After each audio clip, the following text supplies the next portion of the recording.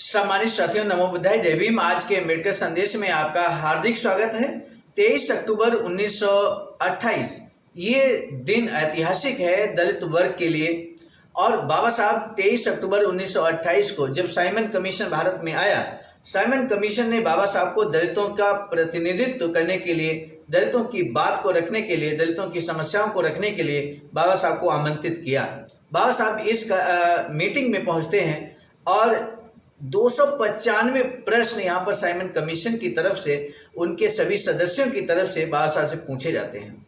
उन 295 प्रश्नों का बाबा साहब सटीक जवाब देते हैं। और जो जवाब देते हैं मेरे साथियों, कुछ प्रश्नों का हवाला हम आज के अम्बेडकर संदेश में आपको एडवांस में दे रहे हैं, जिनका जवाब आज के अम्बेडकर संदेश में मिलेगा। प्रश्न बाबा साहब से पूछा जाता है कि क्या आप दलितों को वास्तविक हिंदू कहेंगे? ये इतना महत्वपूर्ण प्रश्न है मेरे साथियों। क्या आप दलितों को वास्तविक हिंदू कहेंगे? इस प्रश्न के जवाब में बाबा साहब क्या कहते हैं, सुनने के लिए आज के अम्बेडकर संदेश को आपको वाच करना चाहिए। क्या आप वयस्क पुरुष तथा वयस्क महिला मताधिकार के पक्ष में हैं? यानी कि बाबा साहब से साइमन कमीशन के सदस्यगण ये प्रश्न करते हैं कि आप वयस्क मताधिकार के पक्ष में है, ये मालूम है, लेकिन क्या वयस्क पुरुष तथा वयस्क महिला दोनों के मताधिकार के पक्ष में? तीसरा, इस तरह का भी प्रश्न पूछा जाता है कि आप जो टैक्स दे रहे हैं लोग, क्या उनके साथ अन्याय नहीं होगा अगर सभी लोगों को वयस्क मताधिकार दे दिया जाता है? तो ऐसे महत्वपूर्ण जो प्रश्न हैं, जिनका जवाब आज के अम्बेडकर संदेश में मिलेगा। राजनीतिक शक्ति ही दलित वर्ग के लिए संकट मोचक है, ये बात भी बाबा साहब बड़े पुरजोर तरीके से इस बात को कहते हैं। आखिर किस प्रश्न के जवाब में ये बात बाबा साहब कहते हैं, जानने के लिए आज का अम्बेडकर संदेश आपको जरूर वाच करना चाहिए अंत तक। अम्बेडकर संदेश बेहद सारगर्भित है। अब हम बिना विलंब के शुरू करेंगे आज का अम्बेडकर संदेश। बाबा साहब डॉक्टर अम्बेडकर संपूर्ण वाङ्मय खंड 4 से पेज नंबर 190 से 191 तक। प्रश्न संख्या जहाँ तक बात है तो 154 से लेकर बात करेंगे 168 तक, जो प्रश्न का जवाब यहाँ पर बाबा साहब देंगे। तो साथियों, आज के अम्बेडकर संदेश को अब बिना विलंब के the Bodhisattva Ambedkar international centre Sarnath Varanasi के सौजन्य से हम आपकी सेवा में प्रस्तुत करने जा रहे हैं। बाबा साहब से एक प्रश्न करते हैं माननीय हर सिंह गौड़, जो साइमन कमीशन के सदस्य थे। पूछते हैं कि संवैधानिक सुधार की सामान्य योजना के बारे में आपके संस्थान का क्या विचार है, या आपके संगठन का क्या विचार है? इस विषय पर आपने कोई मत बनाया है या नहीं? महत्वपूर्ण प्रश्न है यहाँ पर संवैधानिक सुधार के बारे में। तब बाबा साहब कहते हैं कि मैं आपको इस बारे में बताता हूँ, दलित वर्गों की संवैधानिक प्रश्नों में कोई रुचि नहीं है। संवैधानिक प्रश्नों में कोई रुचि नहीं है। सरकार कोई भी हो, वे गारंटी और संरक्षण प्राप्त करना चाहते हैं। यानी कि बाबा साहब स्पष्ट राय है कि सरकार कोई भी बने, हमें उस पर आपत्ति नहीं है, लेकिन हमें यानी कि दलित वर्ग को गारंटी और संरक्षण मिलना चाहिए, जिनकी उन्हें आवश्यकता है। इसलिए मेरे विचार से उनका सरकार की किसी भी प्रणाली के बारे में कोई दृष्टिकोण नहीं है, चाहे वह प्रांतीय सरकार हो अथवा केंद्रीय हो। परंतु दलित वर्गों का एक सदस्य होने के नाते मेरे अपने व्यक्तिगत विचार हैं। भले ही मेरे विचार दलित वर्गों के विचारों से मेल ना खाते हों, इसीलिए मेरे ज्ञापन में संविधान के बारे में कोई जिक्र नहीं है। तो ये बात बाबा साहब ने स्पष्ट की। अगला प्रश्न बाबा साहब से पूछा जाता है, मुझे इसका पता है कि इसीलिए मैंने आपसे एक प्रश्न पूछा कि आपके व्यक्तिगत विचार क्या हैं। तब बाबा साहब कहते हैं कि जहाँ तक प्रांतीय सरकार का प्रश्न है, मैं प्रांतीय स्वायत्तता के पक्ष में हूँ। प्रांतीय सरकार के पक्ष में बाबा साहब बहुत स्पष्ट कहते हैं कि प्रांतीय स्वायत्तता होनी चाहिए। और तब प्रश्न रहता है कि सशर्त अथवा बिना शर्त के प्रांतीय स्वायत्तता शर्त के अधीन होना चाहिए या बिना शर्त के रहना चाहिए। तब बाबा साहब कहते हैं, मेरे विचार में विधि और व्यवस्था के हस्तांतरण में कुछ रक्षोपाय होने चाहिए। ऐसी बात नहीं है कि मैं विधि और व्यवस्था के हस्तांतरण पर आपत्ति करता हूँ, मैं हस्तांतरण के पक्ष में हूँ, फिर भी मैं चाहता हूँ कि कुछ रक्षोपाय होने चाहिए। ये रक्षोपाय कैसे होने चाहिए, उनके बारे में निश्चित रूप से मैं कुछ नहीं कह सकता हूँ, परंतु उस संबंध में कुछ रक्षोपाय अवश्य होने चाहिए। इसके अलावा मैं व्यक्तिगत रूप से प्रांतीय स्वायत्तता के पक्ष में हूँ। केंद्र सरकार के बारे में आपके क्या विचार हैं? तब बाबा साहब जवाब देते, मेरे विचार में वहाँ पर द्वैध शासन होना चाहिए, दोहरी शासन व्यवस्था बाबा साहब चाहते थे केंद्र में। तो केंद्र सरकार के बारे में बहुत स्पष्ट बाबा साहब कहते हैं कि द्वैध शासन होना चाहिए। क्या आप वयस्क पुरुष और महिला मताधिकार के पक्ष में हैं? तब बाबा साहब कहते हैं जी हाँ। क्या आप इसे व्यवहारिक समझते हैं? बिल्कुल व्यवहारिक है। बाबा साहब कहते हैं वयस्क मताधिकार, वयस्क पुरुषों को, वयस्क महिलाओं को मताधिकार मिले, ये बिल्कुल व्यवहारिक है।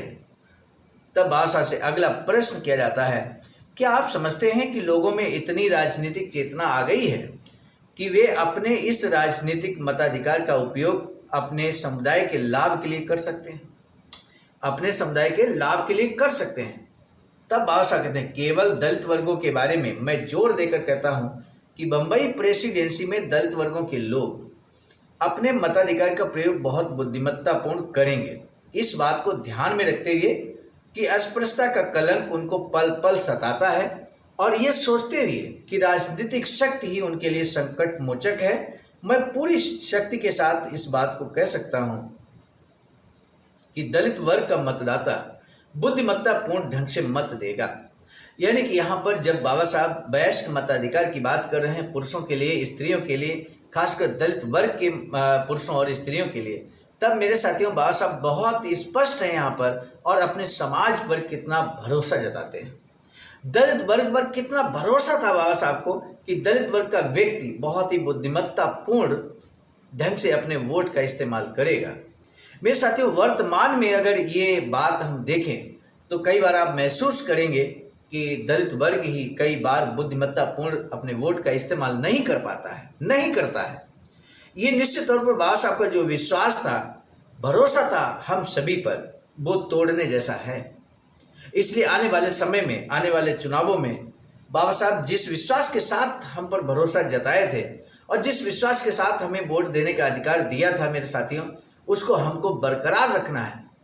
बाबा साहब के उन विचारों को हमें सार्थक दिशा में ले जाना है और हम अपने वोट का बहुत ही बुद्धिमत्तापूर्ण उपयोग करें, जिससे कि आपकी स्वयं की शासन सत्ता स्थापित हो इस देश के अंदर, इस प्रदेश के अंदर।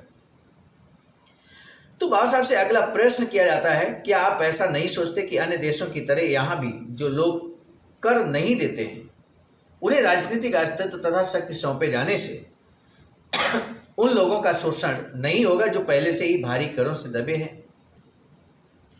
बहुत महत्वपूर्ण प्रश्न है मेरे साथियों।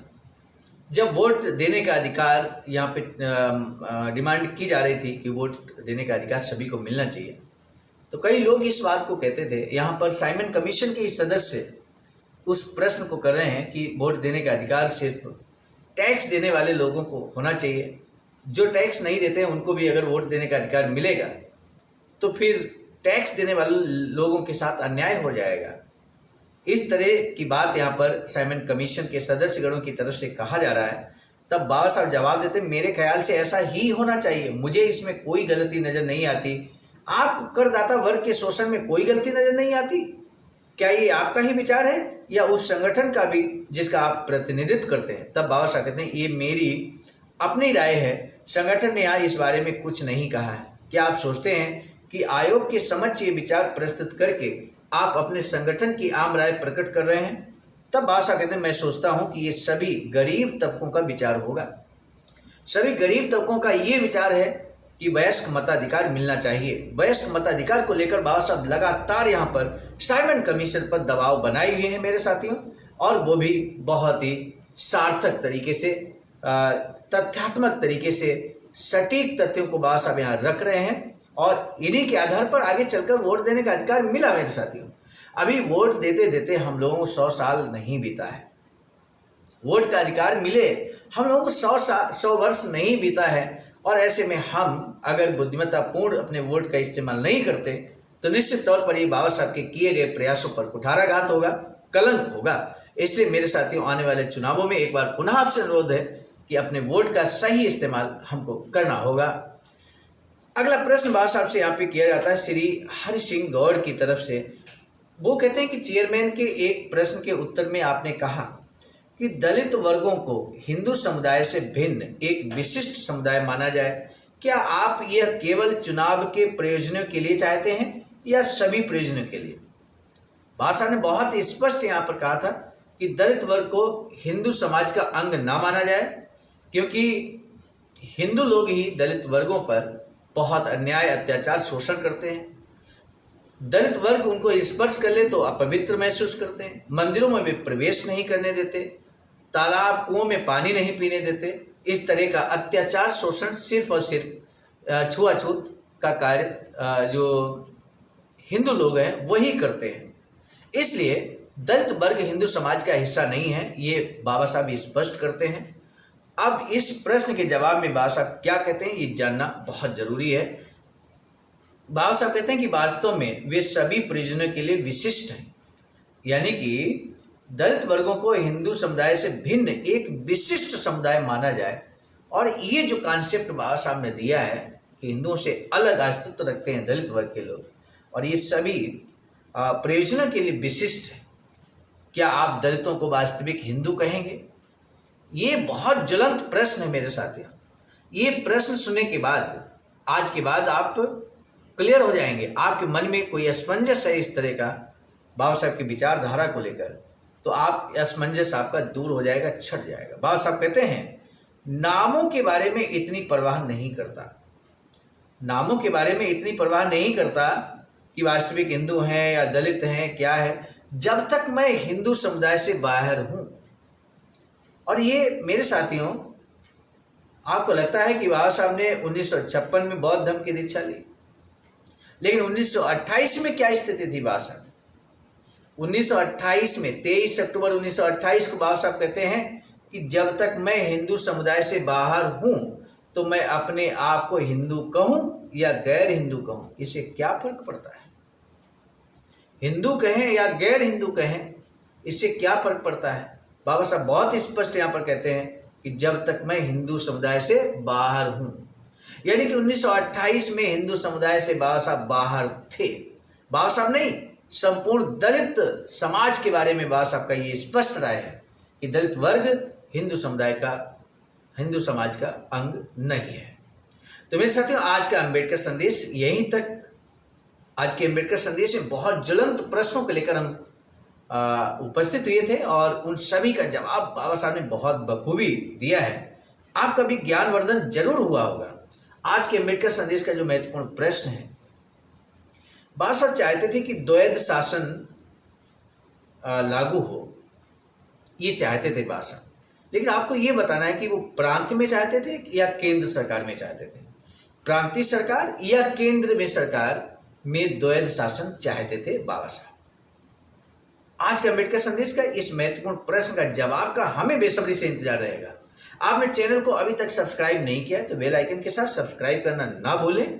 आज के अम्बेडकर संदेश को यहीं पर रोकने की दीजिए इजाजत, जरूर शेयर कीजिएगा अम्बेडकर वादियों को आज का अम्बेडकर संदेश। इसी निवेदन आह्वान के साथ आप सभी को सादर नमो बुद्धाय, जय भीम। सामान्य साथियों, हम एक महत्वपूर्ण बात बताना उचित समझते हैं। बाबा साहब की अधूरी इच्छा के अनुरूप एक वैचारिकी सेंटर निर्माणाधीन है सारनाथ वाराणसी में, जहां पर 14,000 स्क्वायर फीट जमीन परचेज कर ली गई है ring road, green city, Faridpur, Sarnath में। वैचारिकी सेंटर के प्रशासनिक ब्लॉक का निर्माण कार्य कंप्लीट हो चुका है। शानदार बेहतरीन प्रशासनिक ब्लॉक का निर्माण पूर्ण हो चुका है। आगे अब मुख्य भवन को बनाने की बारी हम सबकी है और इस हेतु आप दिए गए अकाउंट नंबर पर अपना अमूल्य योगदान कर सकते हैं। आज का अम्बेडकर संदेश हम लेकर उपस्थित हुए थे मिशन नायक बुद्ध मित्र मुसाफिर सर, राष्ट्रीय अध्यक्ष आवाज का नई दिल्ली की प्रेरणा में। प्रस्तुत करता क्रम मैं स्वयं सर्वजीत आर्य, राष्ट्रीय मीडिया प्रभारी, IT सेल आवाज का नई दिल्ली। मिलेंगे नए डॉक्टर अम्बेडकर संदेश में, तब तक दीजिए इजाजत। आप सभी को सादर नमो बुद्धाय, जय। सम्मानित साथियों, यदि आप हमारे इस चैनल आवाज का ऑफिशियल, जिस पर नियमित सुबह 5 बजे डॉक्टर अम्बेडकर संदेश आपको मिलता है, आप हमारे इस चैनल को सपोर्ट करना चाहते हैं तो हमारा आपसे निवेदन है कि आप हमारे इस चैनल को सब्सक्राइब कर लें, वीडियो को शेयर, लाइक, कमेंट जरूर करें।